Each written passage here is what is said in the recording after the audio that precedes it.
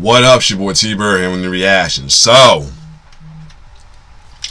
time for a new kill count today for a special Valentine's Day. So I actually posted on the community ash which version of infamous Valentine's Day horror movie I want me to do is My Bloody Valentine's Day. So I asked y'all if y'all wanted me to do either the original one from 1981 or the remake 3D one. So as a result, let me bring it up. The majority vote goes to 74% want me to react to the original My Bloody Valentine's from 1981, which I will do that. So here is the kill count reaction to My Bloody Valentine's Day, the original one, which came out in 1981. Hopefully he'll do the uncensored version that I heard about.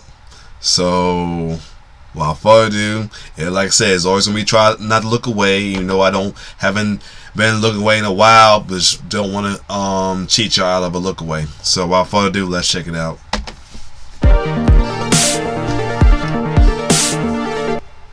Welcome to the Kill Count, where we tally up the victims in all our favorite horror movies. I'm James A. Janice, and today we're looking at My Bloody Valentine, a Canadian film released in 1981. Like Black Christmas and Halloween before it, My Bloody Valentine is a simple slasher that takes place during a holiday. My Bloody Valentine sets itself apart by having working class characters who are young adults instead of high school students, and by taking place in a tiny Canadian mining town. The quaint setting alone is enough for me to enjoy it, but it's also got some freaking amazing gore that we're really lucky to see. The MPAA cut a reported 9 minutes of graphic footage from this bad boy when it was released, and it wasn't until 2009 that Lionsgate released a version with 3 minutes restored to it. You'll know when it was the previously cut footage because it'll look grainier and not as good as the rest of the movie, and also because it'll be insanely gory stuff. If you're ready for that, then I am too. So let's get to the kill. Let's get it. The movie begins in a mine. Just when you think you're about to see two good old-fashioned blue-collar miners whistling while they work, one of them starts stripping down, and that bod don't look dopey at all. Before these two can join the Mile Low Club, though, the still properly dressed miner ruins the mood by shoving the lady against a metal rod in the wall, impaling her through the back and killing her a mere 3 minutes into the film. With the opening kill out of the way, we get our drippily animated title card. Copyright 1980. It's 2 days before Valentine's Day, and these miners are clocking out for the day. Such dirty boys, better hit the showers. And why not have a slap fight while you're at it? Yeah. While scrubbing down and definitely not looking at each other's dicks, they talk about the town's upcoming Valentine's Day party. Gonna be a hot time on Saturday night! Yeah! They're so eager to get back into town that they wind up doing an extended vaudevillian sequence getting in their cars set to this fucking music. As they drive into town, we get some nice shots of Sydney Mines, Nova Scotia, the actual mining community filling in for Valentine Bluffs, the little town with the big heart. With a name like that, you know this place is going to celebrate Valentine's Day with a big old dance, and that's why all the miner girlfriends, they're not under 18, they're the girlfriends of the miners, are decorating Union Hall for the big event. Mayor Hanniger, who also owns the mine we just saw, isn't too pumped though. The town hasn't had a V-Day dance in 20 years because of an as-of-yet unknown tragedy that happened back then. But this lady Mabel doesn't let him put a damper on her excitement. Maybe her enthusiasm will be quelled by a dead body falling on her. Just kidding, that dude ain't dead. It's just mining apprentice Howard being a big goof. Mayor Hanniger reprimands him, then goes inside, which instantly upsets his son TJ, who's recently returned to town after having failed to make it big out on the West Coast. It's not my fault he couldn't make it on his own. But now that he's back here, he's my son and he's working in the mine. Even worse, TJ's ex-girlfriend Sarah started dating his bro Axel while he was gone. Tough break, dude. On his way out the door, TJ bumps into Chief Newbie, played by Don Franks, who has a ton of fun facts about him. For instance, his nickname was Iron Buffalo, and he was the first voice of Boba Fett when the character appeared in the atrocious Star Wars Holiday Special, which, by the way, you can watch me getting drunk to and making jokes about in a video here. As he and the mayor are leaving, Howard rushes out with a Valentine's Day gift someone left for Papa Hanniger. There's a threatening note warning the mayor not to forget about the past attached to the heart-shaped box, and he may be forever in debt to that priceless advice because inside is an actual bloody human heart. That night at the Cage, a much less kinky bar than it sounds like, bartender Happy gives off some crazy Ralph vibes as he tells the movie's backstory to the audience and this barfly who looks like he stumbled in from a shipwreck. 20 years ago, the town had a big old Valentine's Day dance that was so bumpin', these two mining supervisors dipped out early to hit it up. Since they didn't check the methane levels on their way out, a big explosion happened that trapped 5 miners underground, all while the dance went on and the supervisors laughed and drank. After a 6-week effort to dig the bodies out, the rescuers found one of the miners, Harry Warden, still alive, having survived on a healthy diet of miner forearm. Again, that's the forearm of a mining dude, not of an underage child. Harry Warden went to a state mental hospital, but returned to town exactly 1 year later, celebrating Valentine's Day 1961 by murdering the 2 irresponsible mining supervisors. We only see one of the murders on screen, but since we hear that he cut out both their hearts and left them in candy boxes, and we see 2 bloody boxes at that night's Valentine's Day dance, I'll go ahead and count both of them on the list. The end of the legend is that every February 14th, Harry Warden returns to town and slinks around the Hanniger mine to make sure no one's having any Valentine's Day fun, or else he'll kill him with his pickaxe. Happy warns the kids not to have the dance, but he's not taken super seriously. Happy's not the only one. Started looking and I tried to laugh. There is a lot of tension going on between TJ, who looks real uncomfortable in this mining town, his ex Sarah, who tells him it's his own fault for leaving like he did, and Axel, who seems to be pretty controlling and insecure about Sarah now that TJ's returned. Speaking of people who have returned to town, looks like Harry Warden is strolling down the street, breathing heavily in his mining mask during a classic early slasher POV shot. He watches Mabel work on dance decorations, then leaves her a gift while she's in the back. She finds it and reads the note that has another threatening rhyme in it, and then the lights go out and Mabel is attacked by the mining man. He gets her on the ground and kills her off screen with his pickaxe, but the off-screen death is made up for when Newbie finds her the next day in one of her drives. Oh, God! Crisp as the tumble cycle finishes. And this is the kind of stuff that was only recently restored, as you can see by the quality of the footage. The effects look great though, and it honestly took me aback the first time I saw it. The mining boys have a junkyard party where TJ and Axel finally have an open conversation about their little situation. Only after an impromptu harmonica duet though, of course.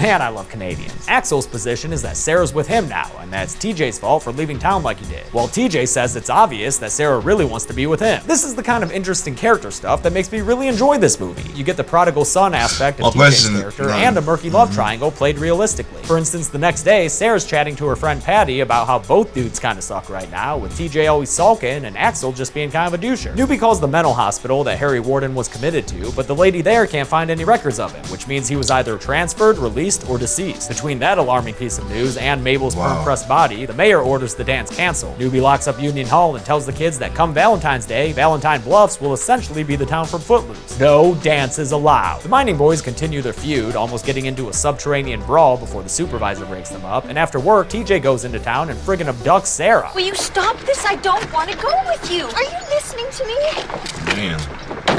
Nope. Okay, dude, pretty sure kidnapping's a felony here in the States, but maybe things are different up in Canada. He takes her right near the beach, boy, and they have a heartfelt conversation about how he was too ashamed to write or call after he ate shit out west. It's a nice character scene with the perfect touch of Canadian to it. I'm sorry. I'm so damn sorry. And it ends with them kissing on the coastline. At Happy's bar, the kids have the bright idea to have a Valentine's Day party in place of the canceled dance. TJ offers up his father's mine as a location, and the others think that's a great idea. Happy warns them against it, but TJ's all like, dude, can you just fuck off with that Harry Warden shit for just 1 second, please? And they agree with a cheer to party on, Garth. Happy heads to the mining facility, drunk on his own wares, and sets up a little pickaxe prank to get back at the miner bros for making fun of him. He has this compulsion to keep checking it and making sure it works, laughing every time he opens the door like an infant playing peekaboo, but on his last QC, he opens the door to find a miner man and a pickaxe through the throat and out the eye. Oh, shit! God damn, that is obvious. I'm still looking, but no wonder. That shit looks amazingly disgusting. The next night, the party is on, and you know it's gonna be a good one, because Hollis is already juggling before everyone's through the door. There's a whole bunch of characters here, but aside from our Twilight-style love triad, the jokesters Hollis and Howard, and Patty, who's also Hollis's girlfriend, nobody really makes too much an impression. So when this dude Dave heads to the kitchen to grab a snack, it's no big deal that he's our next victim. Oh, shit. A clad killer grabbing him by the head and shoving his face deep into boiling water. Dave gets his head boiled to death alongside some hot dogs, and honestly, boiled Dave face probably tastes better than boiled hot dogs. That shit's gross. Meanwhile, at the police station, Newbie walks outside to find a bunch of stray dogs chomping at a bloody candy box. The note attached tells Newbie that he failed to stop the party, confusing him enough to shout out into the empty night air. What damn party? This damn party, where Howard is snorting soda through his nose, because I guess that passes for entertainment in Nova Scotia. Sarah and Axel get into a tiff, TJ butts in, and when Axel tries to tell TJ off in so many words, Sarah speaks up for herself. Do you mind? I have my own mouth, thank you. She says she's sick of being the Bella of this ball. A plague on both your houses. A full-on fistfight erupts, and Axel's definitely got the upper hand. So it's up to good bro Hollis to break these boys up. Better storm out of there with a super dramatic beer can opening, Axel. Nice, dude. Stick the landing with that door. Perfect. You've earned yourself a private corner cry. Go ahead and get gross with it. When Teach tries apologizing to Sarah, she voices what the audience is thinking. I just don't care anymore. Now we're in the locker room area where another minor, John, is making out with this chick Sylvia. He leaves to go get some beers, a classic slasher setup to get a victim alone, and narrowly avoids seeing Dave's body in the freezer when he grabs the six-pack. Some girls find Dave's heart, but it just looks like any other boiled fucking meat, which is to say totally gross, so it doesn't even faze him, really. While waiting for John, Sylvia starts to get scared after someone turns on all the shower faucets and then begins to drop all the mining gear down onto her. Okay, Sylvia, you're scared, so how do we convey that? Maybe try running around, grabbing your head, and yelling no?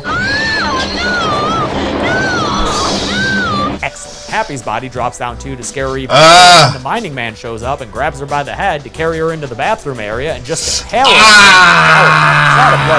Oh my god! I'm all bleeding and shit. What the hell did they even leave in this movie? Is she still John twitching? returns, and after briefly getting excited by the prospect of shower sex, finds her body and realizes what to be getting laid tonight. Okay, John, so you're scared. So to convey that, you're gonna, oh, great, you already know the head grab move. Good work. Patty wants to take a trip into the mine to cheer Sarah up and distract her from her double fuckboy problem. She convinces Hollis, Howard, and I'm sorry, I didn't catch your names, but come along anyway so we can get a couple more kills. TJ tries to tell him no, but the 6 of them promise they'll be right back up in no time. Here's a fun game. Guess how many of them won't? Going down to the mine does seem like a pretty fun time, especially with the beer and blankets they've got and friggin' Hollis as their Jungle Cruise captain leading the way. It's like an underground roller coaster, just like the kind I'd always try to make in Roller Coaster Tycoon until the game told me those rides were too intense for the guests. Once they're down there, Hollis starts a tour, but the red shirt couple, whose names are Mike and Harriet, break off from the rest of the tour group to go have some hanky-panky. Back up topside, one of those kitchen gals has finally found Dave's body, and John bursts in with the news that Sylvia has been killed as well. He made it. Causes a bit of a sensation. Harry Warden, he's here! Everybody get the fuck out! And everyone does get the fuck out. TJ tries the phone but finds the line cut. Then he tells Axel about the group underground. So while the rest of the party hightails it out of there, the two of them head to the elevator so they can go on an underground rescue mission. As Hollis leads Sarah, Howard, and Patty out of the mine, they hear some lights breaking behind them. They can't see it, but Mining Man is going on a rampage, busting out lights to get things nice and spooky for the third act. The group runs into TJ, who tells them Harry Warden is back and they're gonna be in trouble. Hey now, Dave and Sylvia are dead. When Hollis tells him of Mike and Harriet's sexual detour in the mines, they split up to find them, leaving Howard behind to stay with the ladies. Oh, shit. Hollis winds up going the right way since he finds the couple. Dead, they're lying there with a big old drill bit impaled straight through the both of them. A decent kill, but not overly bloody, so why is that footage so grainy? Was that seriously cut from this film too? The mining man shows up and loads a nail into a nail gun that he then puts to Hollis's head and shoots. It's gonna take more than a poke in the head to put down so mining man loads another nail into the gun, puts it back up to Hollis's head again, and fires the second time. Yep, that ought to do it. Hollis is looking fucked up, and he's able to stumble away and make it back to die in front of Howard and the girls. Great job, Hollis. You probably just scarred them forever. Couldn't have just died back there on your own, huh? The trio sees Mining Man headed towards them in the tunnel, and Howard takes the fuck off. Mining Man goes off into a side tunnel, but Howard doesn't stop booking it, even as Sarah yells after him that he's a coward. Patty goes into hysterics over Hollis's death, prompting a classic calm down slap from Sarah. And then the two of them are joined by Axel, who says it's time to go. No more fun times mine adventures. They're soon joined by TJ, and the four of them start heading out, because like, fuck Howard, I guess. Meanwhile, the other party goers have driven into town and given Sheriff Newby the lowdown. When he gets to the mine, he finds that the elevator isn't working, so you know that doesn't bode well for the people 2,000 feet below ground. Indeed, the elevator's all messed up on their end as well, so they realize the only thing they can do is climb the long ladder out of there. Patty has a real hard time of it, but even if she didn't totally suck at climbing, they'd have another problem in their way since a body drops down on a noose right in front of them. It's Howard, and his head comes off. More grainy footage, of course, shows his body falling all the way down to the floor of the mine and landing with a pretty sweet thud. Nice reveal of him there. For whatever reason, I'm still not clear here, they decide to just throw all their progress away at that moment and head back down the ladder to the bottom. Their new plan is to get to the rail cars, and Axel takes the lead, promising he knows a shortcut to get there. But after TJ and the girls get a little bit ahead of him, they hear Axel cry out and a big splash in some water. They go back to where they left him, and it looks like the dude fell into this 60 feet deep water.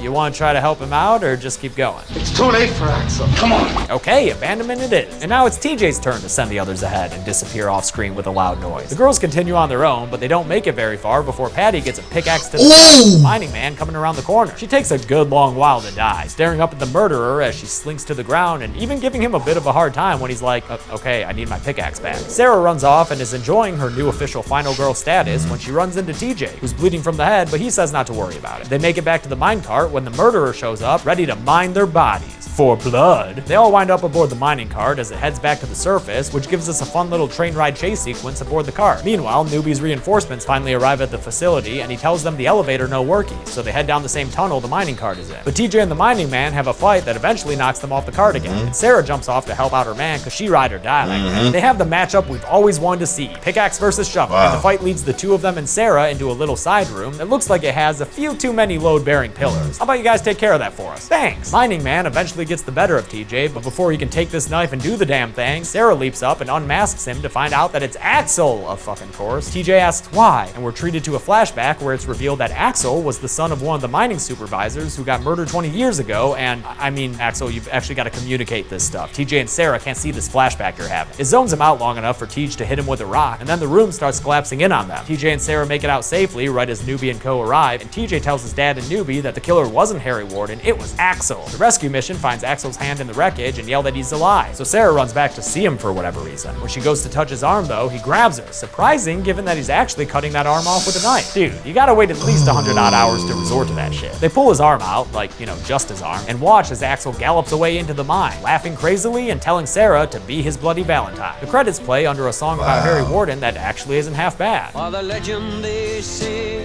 on a Valentine's Day. But you didn't watch this to hear the ballad of Harry Warden, you watched it to see people get killed and their bodies tallied up. So let's check our work and get to the numbers. Hug me, aw. Crazy how he got some 16 way people died in to kill My the Valentine. lady. The victims consisted No, of that's my 11 question, guys but and 5 that's girls, horror more movies. than 2 to 1 dude-heavy ratio. With a runtime of 93 minutes, that comes out to a kill on average every 5.81 minutes. I'll give the Golden Chainsaw for coolest kill to Happy. A lot of great deaths in this movie, but Yeah, Happy's it's actually just- made me yell loud when that pickaxe came out through his eye socket. Dull Machete for Lane's Definitely kill got will go to the Patty, Patty, whose yep. slow lingering I death figured after a that. simple pickaxe to the gut was a letdown after every other kill was pretty inventive. And that's it. My Bloody Valentine was released in 1981, and alongside Black Christmas, kind of cements my love for early Canadian slashers. And just like with that movie, they did make a remake of this, but I'm sorry, I couldn't find the time to cover that one too this year. But cheer up, Friday is Nightmare 5 The Dream Child, and until then, I'm James A. Janice. This has been The Kill Count. Thanks a lot for watching my Kill Count. Alright, for My so Bloody Valentine. I'll yeah, take a couple of my good one right here, definitely. But yeah, after this, I'm definitely gonna go back to the Child's Play Chucky videos. I still gotta do I think it's Curse of Chucky and then Code of Chucky, and then after this do the ranking the best Chucky movies, and now the best one, the best one out of the original 3 will be the one I react to. But definitely a good movie right here. Crazy, typical classic, cult classic right there. But anyway, it's your boy T-Bird signing off. One love.